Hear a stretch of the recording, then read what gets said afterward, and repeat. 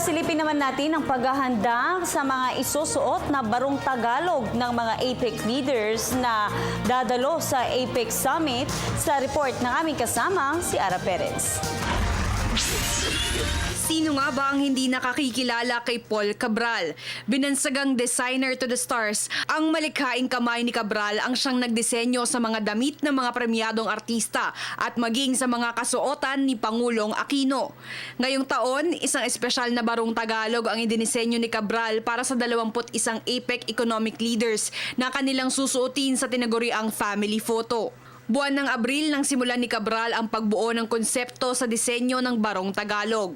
Kakaiba raw ang mga ito sa paraang matutukoy agad kung para kaninong bansa ito nakalaan dahil ginamit nilang basehan ang sining at kultura, maging ang konsepto at oryentasyon ng bawat APEC economy. Halimbawa na lamang ang Sarawak Shield designs na nakaborda sa barong Tagalog para kay Malaysian Prime Minister Najib Razak.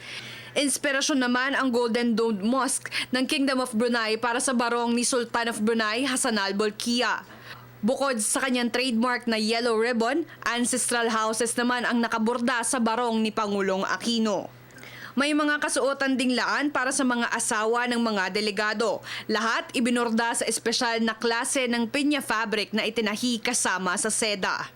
Nasasabik na nga raw si Cabral na makita ang mga delegado na suot ang kanyang disenyo, refleksyon ng puri at dignidad ng bawat Pilipino. Para sa Telebisyon ng Bayan, Ara Perez.